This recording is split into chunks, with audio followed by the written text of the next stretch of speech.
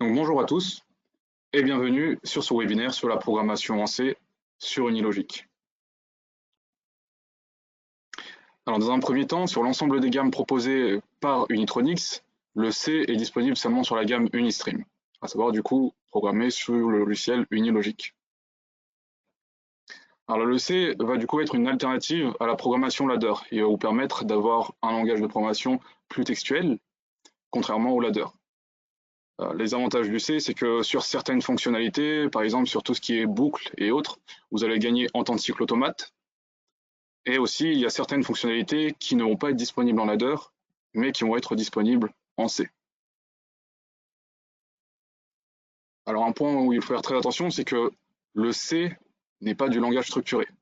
En effet, certains automates, tels que des Schneider ou des Siemens ou autres, proposent du langage structuré, mais ce langage-là n'est donc pas du C. La façon d'écrire le langage structuré est totalement différente du C.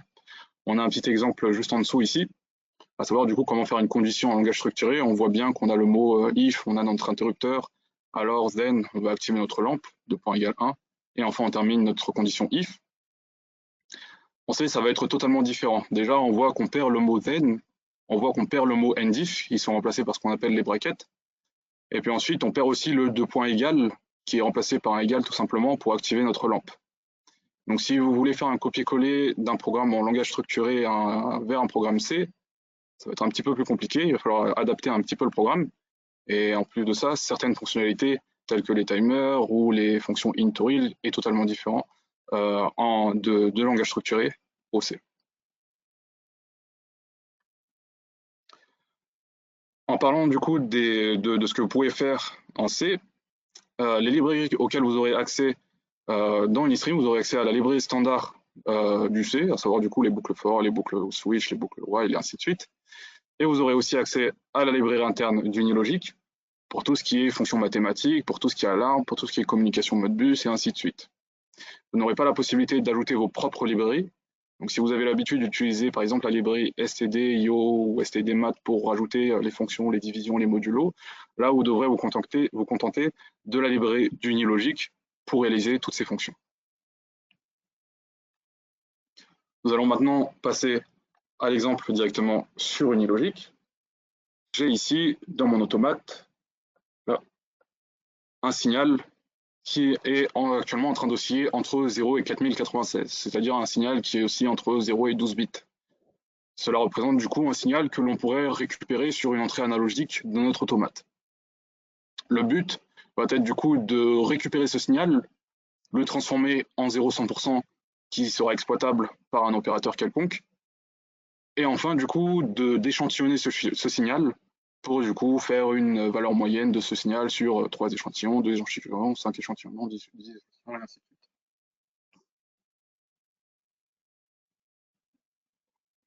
Alors on se retrouve du coup sur le logiciel Unilogic. La première chose que l'on va faire du coup, c'est la création de la fonction qui va nous permettre de linéariser notre signal. Alors pour créer une fonction en C, je vais aller faire un clic droit sur mon module et j'aurai l'option ajouter une fonction en C qui va apparaître. Je vais renommer cette fonction que je vais appeler tout simplement linéarisation. Alors dans cette fonction en C, du coup, je vais avoir deux paramètres. En entrée, je vais avoir mon signal brut, celui qui est aussi entre 0 et 4096. Et en sortie, du coup, je vais avoir mon signal linéarisé qui sera du coup le 0,100% exploitable par l'opérateur. Je vais aller dans les entrées-sorties de ma fonction et en fonction in, je vais donc créer une nouvelle variable que je vais appeler signal brut de type int32 et je vais retourner en fonction out que je vais créer une nouvelle variable que je vais appeler signal traité, aussi de type int32. Alors je pourrais faire la linéarisation manuellement en faisant du coup y1 moins y2 moins y1 divisé par x2 moins x1. Mais là, pour le coup, du coup, c'est une fonction mathématique. Et cette fonction linéarisation est déjà interne à Unilogic. On va donc se servir du coup de la fonction linéarisation de Unilogic. Alors, ces fonctions-là sont natives au ladder. On a accès à l'ensemble des fonctions dans le ladder. Mais si vous cherchez à réaliser une fonction et que vous ne connaissez pas comment faire appel à cette fonction, vous pouvez envoyer un mail au support ou faire une demande au support qui vous enverra du coup une liste de fonctions disponibles en C. Je vais donc faire appel à ma fonction linéarisation et on peut voir du coup qu'elle attend ce qu'on appelle un typecast, c'est-à-dire qu'est-ce qui va arriver en entrée et qu'est-ce qui va ressortir. Là, actuellement, en entrée et en sortie, j'attends des variables signées, donc je vais dire que j'attends un S comme signé. Le RLO, lui, est une information qui est présente sur tous les blocs fonctions du nid logique. En fait, vous avez la possibilité d'effectuer ou non, ça permet d'activer ou non l'appel de la fonction. Là, a priori, à chaque fois que j'appelle ma fonction, oui, je veux effectuer cette fonction-là, donc je vais la laisser à true. Donc ma valeur d'entrée, tout simplement, ça va être mon signal brut, et en sortie, ça va être mon signal traité. On peut voir d'ailleurs qu'il n'apprécie pas trop l'accent, il le remplace par un caractère qu'il apprécie un peu plus. Notre signal traité est en fonction out. Tout ce qui est fonction out correspond à des pointeurs. En fait, il va stocker le résultat à l'espace mémoire qui sera en sortie de notre fonction. Du coup, lorsqu'on utilise une variable qui est renseignée en fonction out, il ne faut pas oublier de rajouter la petite étoile qui lui est associée. Alors x1, x2, du coup, ça va être la pleine échelle de notre signal brut. On sait que c'est sur 12 bits. On va donc renseigner x1 à 0 et x2 à 4096. Et y1, y2, ça va être notre signal traité. On veut du 0 100%, donc on va renseigner 0 à 100%. Enfin, j'oublie pas de mettre le point virgule pour dire que j'ai fini ma ligne. Alors voilà, on a créé notre première fonction de linéarisation. Maintenant, on va créer la fonction qui va nous permettre de faire l'échantillonnage et le calcul de la valeur moyenne. Je vais donc créer une nouvelle fonction. Je fais clic droit sur mon module. J'ajoute une nouvelle fonction que je vais appeler valeur moyenne.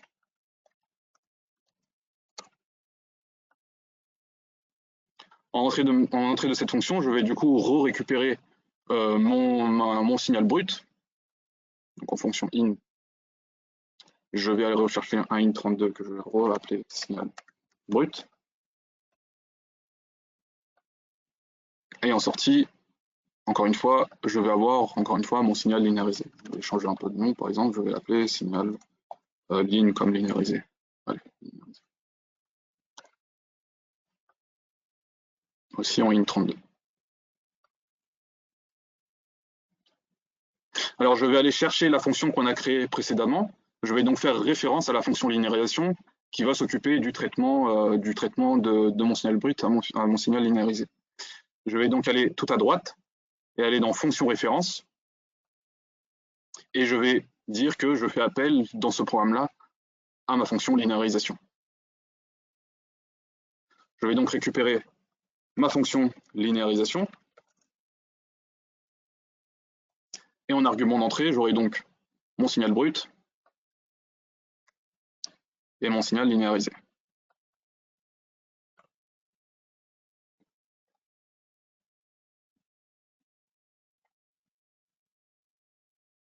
Alors maintenant, je vais effectuer l'échantillonnage de ma valeur linéarisée. Donc ce que je vais faire, c'est que je vais créer un tableau et toutes les secondes, je vais stocker la valeur actuelle de mon signal linéarisé dans mon tableau. Par la suite, nous ferons un scan de ce tableau pour du coup le diviser par le nombre d'échantillons que l'on veut et du coup récupérer notre valeur moyenne. Pour l'instant, nous allons nous occuper de la fonction échantillonnage. Alors pour faire mon échantillonnage, du coup, je vais avoir besoin d'un tableau. Donc je retourne dans les fonctions in et je vais créer une variable que je vais appeler tableau de valeur. Je continue à travailler en int32 et je vais dire que par exemple je veux un tableau de 10 valeurs. Je vais avoir besoin du nombre d'échantillons que je veux faire.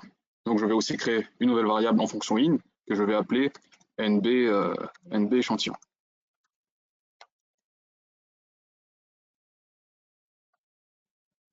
Que je vais créer en int16.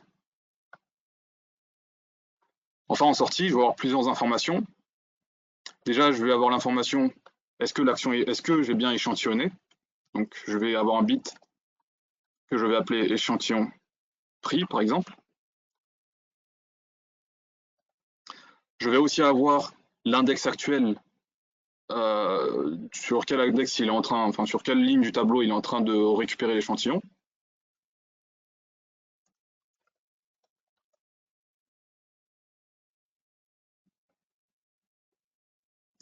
Alors j'anticipe un tout petit peu, mais pour plus tard, je vais aussi avoir ma valeur moyenne.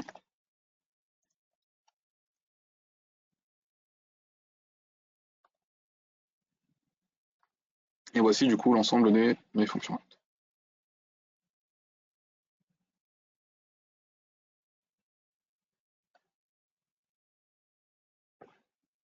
Alors du coup, pour les versions inférieures à 1.34, je vais devoir utiliser, du coup, toutes les secondes, je vais faire un échantillon de ma valeur. Pour les versions inférieures à la 1.34, vous aurez besoin de récupérer la variable frequency 1, qui est une variable système, directement depuis les fonctions in, en créant par exemple un bit en fonction in que j'appellerai frequency. Pour les versions qui sont supérieures ou égales à 1.34, vous avez tout de suite la possibilité de récupérer des variables globales et des variables système en allant dans use global et en allant chercher directement l'information que vous voulez. Là, a priori, je veux la variable système frequency pour récupérer mon bit qui s'active pendant 0,5 secondes et qui se désactive pendant 0,5 secondes. Je clique donc sur frequency pour dire je veux l'utiliser. On voit qu'elle s'ajoute automatiquement tout en haut de mon programme, la structure de frequency et la variable elle-même frequency qui est renseignée juste ici.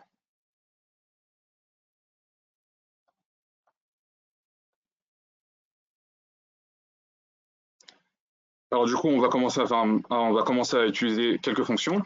Donc si j'ai ma variable frequency, frequency 1, et donc on utilise esperluette pour dire et que je n'ai pas mon signal qui a été pris. En fait, ça c'est l'équivalent d'un front montant qu'on est en train de générer. Je vais faire mon calcul. Encore une fois, on voit que sur la variable échantillon prix, j'ai utilisé une petite étoile. Pourquoi? Parce que échantillon prix est un fonction out et que les fonctions out sont enseignées en tant que pointeur.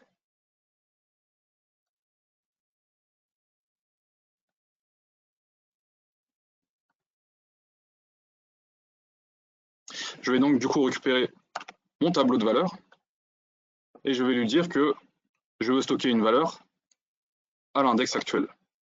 Alors, je me souviens juste plus comment j'ai appelé ma fonction, l'index. Hop là, index échantillon.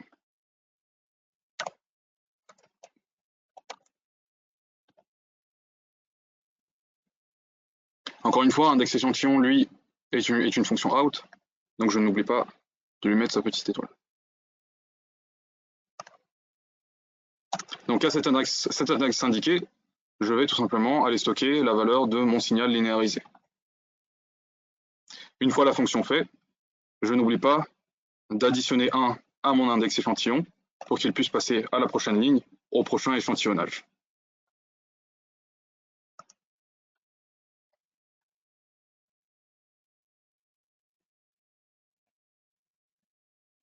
Enfin, je vais compléter mon front montant. Je vais récupérer la variable échantillon prix et je vais lui assigner la variable frequency, une seconde.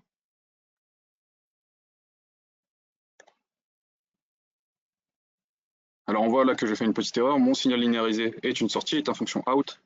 J'ai oublié de mettre la petite étoile, je n'oublie pas de mettre l'étoile. On a fait notre échantillonnage, maintenant on va passer au calcul de la valeur moyenne.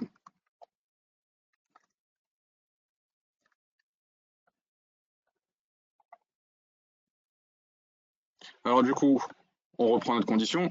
Si notre index, hop là, si notre index est supérieur ou égal au nombre d'échantillons que nous voulons effectuer,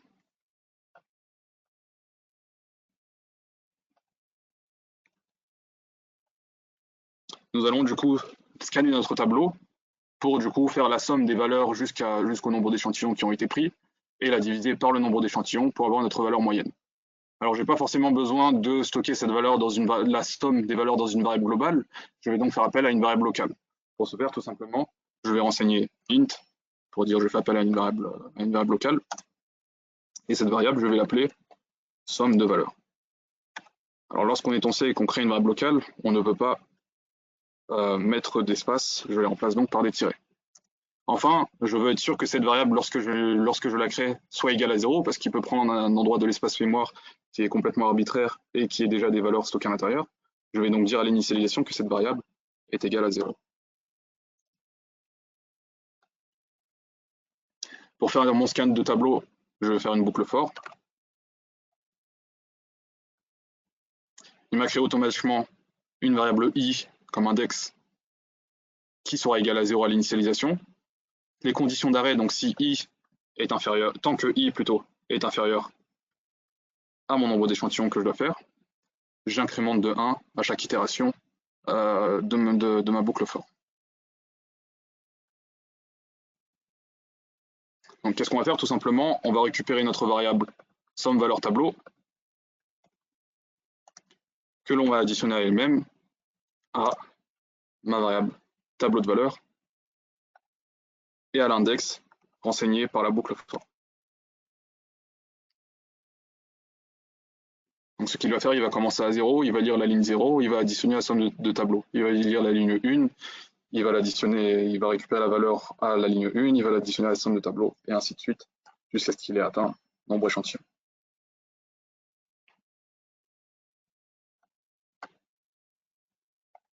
Enfin, une fois fait, je vais du coup faire la division de cette valeur avec du coup le nombre d'échantillons que je suis censé faire. Encore une fois, c'est une fonction mathématique. Pour tout ce qui est addition, soustraction, multiplication, vous pouvez le faire sans passer par des formules mathématiques de la librairie généalogique. Là, il s'agit d'une division ou d'un modulo. Vous devez passer par la fonction arithmétique div généalogique. Encore une fois, vous pouvez contacter le service technique qui vous fournira la liste des fonctions disponibles dans le C généalogique. Le RLO, est-ce que je vais faire ma fonction à tous les temps de cycle? Effectivement, je vais faire ma fonction à tous les temps de cycle. Je laisse true. Lui, ce qu'il va faire, il va faire A divisé par B est égal à C. Donc du coup, en opérant A, ça va être ma somme de valeurs dans mon tableau, qui est ma variable locale. En B, ça va être mon nombre d'échantillons. Et en C, du coup, ça sera ma sortie en fonction out, ma valeur moyenne.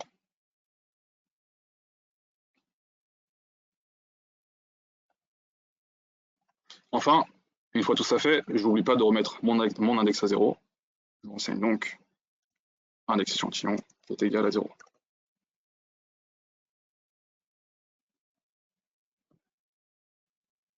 Il me suffit maintenant du coup d'appeler ma fonction dans ma fonction principale. Je n'ai pas besoin d'appeler ma fonction linéarisation vu qu'elle est déjà appelée dans ma fonction valeur moyenne juste ici.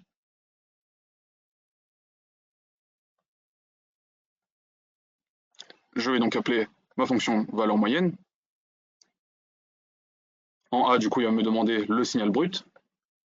Je renseigne ma variable signal analogique, qui est le signal du graphique que vous avez vu précédemment. En B, mon tableau de valeurs, de longueur 10, mais ça peut être un peu plus, ou un peu moins, selon le besoin. Et enfin en C, le nombre d'échantillons que je veux effectuer.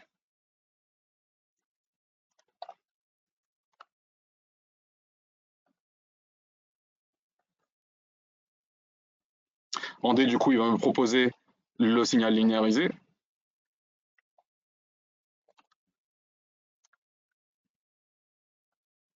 Alors là, il n'apprécie pas trop parce que du coup, en fonction in, j'ai déjà dit qu'il y avait une variable qui s'appelait signal linéarisé. Bon, je vais juste appeler signal tout court alors dans ce cas-là.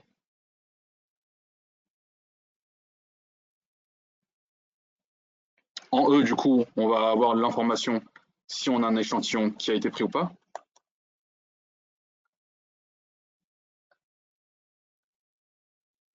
En F, on va du coup retrouver l'index actuel de notre échantillonnage.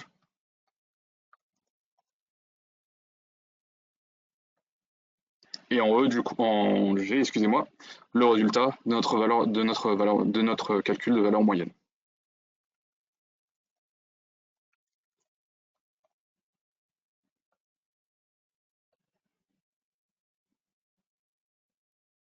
Je vais pouvoir envoyer ce programme dans l'automate.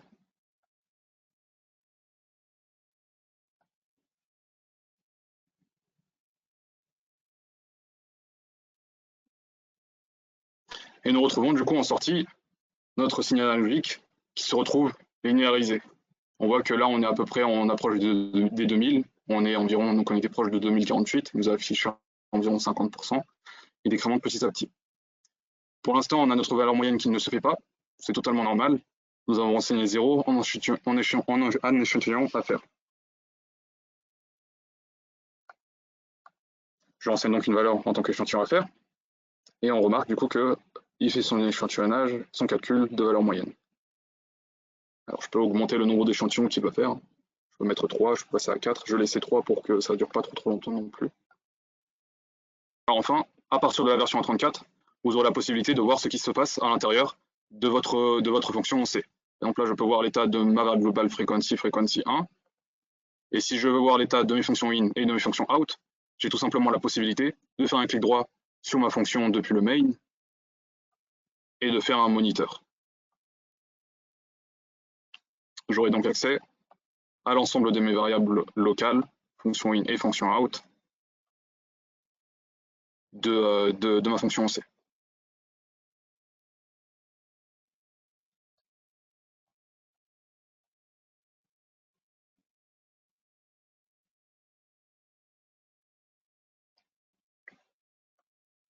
Vous avez la possibilité d'aller beaucoup plus loin, vous avez aussi la possibilité de manipuler les espaces mémoire, d'avoir accès à certaines fonctionnalités de fonctions qui ne sont pas disponibles en ladder. Nous avons par exemple, juste ici, la possibilité de récupérer l'information d'une case en particulier d'un tableau, tout ça à partir d'un programme en C. Là, je renseigne la ligne que je veux lire, la colonne que je veux lire, et sans passer par une fonction readRow du ladder, je peux tout simplement aller récupérer une case en particulier de mon tableau de valeurs. Ce programme-là, du coup, qui est un programme un peu plus avancé, nous ne traiterons pas durant ce webinaire, mais vous pouvez poser vos questions aux services techniques qui vous expliqueront du coup comment on réalise ce programme. C'est tout pour cette démonstration. Je vais donc passer à la séquence de réponses aux questions. Alors, dans les questions que l'on peut se poser, on peut notamment savoir du coup est-ce qu'on peut faire par exemple un int to real ou un real to int. Oui, effectivement, cette fonction va exister. Encore une fois, vous pouvez demander au service technique ou passer l'ensemble des fonctions disponibles en C. Et on pourra retrouver du coup nos fameuses fonctions real to int et int to real qui sont présentes juste ici et qui sont un petit peu différentes du coup du langage structuré. On aura aussi toujours la possibilité de récupérer nos fonctions timer qui vont encore une fois être différentes des fonctions en langage structuré. Alors j'ai une question, est-ce qu'on est limité en nombre de lignes dans le programme? Non, on peut faire un programme, alors c'est comme le ladder, hein, tout simplement. Le ladder, on peut faire autant de lignes que l'on veut. Là, ici, on va pouvoir faire autant de lignes que l'on veut. Les restrictions vont être du coup la taille mémoire de l'automate. Mais ça, c'est propre aussi au programme. C'est-à-dire plus le programme est gros, plus il prend de la place dans l'automate. Mais en termes de nombre de lignes en eux-mêmes, non, nous ne sommes pas restreints. Alors effectivement, nous avons une question sur du coup, est-ce qu'on peut voir la mémoire vive disponible au cas où on doit échantillonner sur un grand nombre d'échantillons?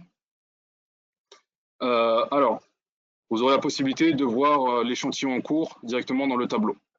C'est-à-dire que là, je suis en ligne directement dans ma fonction C. J'ai renseigné un tableau de 10 valeurs. Je peux renseigner jusqu'à 10 valeurs. À savoir que sur les tableaux, vous serez limité pour les versions inférieures à 1.33 à 512 valeurs. Pour les versions supérieures à 1.34 et supérieures ou égales à 1.34, vous serez limité à 1024 valeurs. Il existe aussi une documentation sur les fonctions. Alors, il faut savoir que les fonctions disponibles dans la librairie interne d'Unilogic sont en fait les fonctions en ladder, c'est-à-dire que par exemple, hop là, si j'arrive à fermer celui-ci, si je prends ma fonction linéarisation, c'est exactement la même que la fonction linéarisation que l'on peut utiliser, que l'on peut retrouver dans le ladder.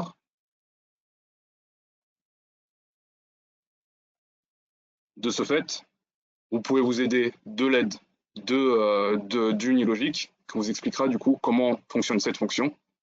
L'utilisation sera exactement la même dans le C. Si vous avez des questions, vous pouvez contacter le support technique qui vous expliquera plus en détail comment fonctionne la fonction voulue. Alors, nous avons une question sur le gain réel du C, enfin l'avantage principal du C. Donc, comme évoqué, l'un des avantages, c'est vraiment le fait qu'on a accès à certaines fonctions qui ne sont pas disponibles en ladder, notamment le fait qu'on puisse, par exemple, ici récupérer une case principale de notre table de données, mais aussi on va vraiment avoir un gain au niveau du temps de cycle automate. Par exemple, concrètement, le calcul d'une valeur moyenne, alors là, on est sur un très très petit tableau de longueur 10. Mais effectivement, si on est sur de très gros tableaux, on peut, comme c'est une fonction qui est plus nativement gérée par Unilogic, tout ce qui est boucle, on va pouvoir baisser en temps de cycle par l'utilisation de boucles forts dans le C, euh, plutôt que l'utilisation de boucles ladder ou l'utilisation de jump pour faire des boucles directement dans le ladder. Alors, nous avons une question sur est-ce que les fonctions Modbus TCP sont toujours disponibles? Encore une fois, oui. Tout ce que vous pouvez faire en ladder, vous pouvez le faire en C. Et vous pouvez retrouver du coup, alors je peux vous montrer du coup un échantillon de ce que peut vous transmettre le service technique qui va vous transmettre un fichier zip avec l'ensemble des différentes fonctions qui sont à votre disposition. Et vous pouvez retrouver du coup l'ensemble des fonctions disponibles avec du coup ceux qui sont attendus à l'intérieur. Donc là on retrouve le CAN layer 2, on peut retrouver un peu plus bas voilà, les fonctions Modbus avancées et ainsi de suite.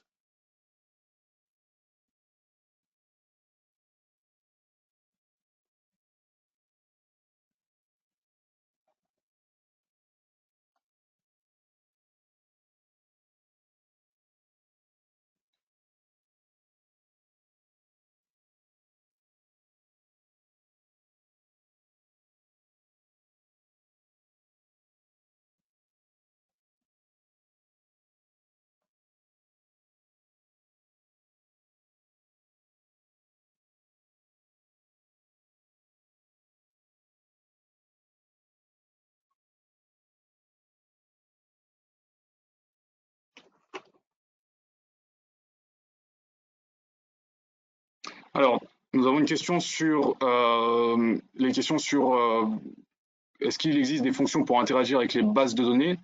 Alors, tout dépend de ce qu'on appelle base de données. Effectivement, oui, vous avez la possibilité d'interagir avec les tables de données, les data tables, directement en interrogeant l'espace mémoire de l'automate. Donc concrètement, si je vais sur ma fonction avancée que j'ai utilisée précédemment, je vais directement aller interroger l'espace mémoire de mon automate et je vais récupérer aussi la taille d'une ligne et interagir du coup avec la fonction datatable du Neologic directement. Par contre, s'il s'agit de tables de données comme les bases de données SQL qui appartient à du coup un serveur distant ou autre, oui, de toute façon, on aura toujours accès aux fonctions de communication. Vous aurez toujours accès aux fonctions de communication, tout comme il est écrit dans le ladder, pour faire des envois de requêtes SQL.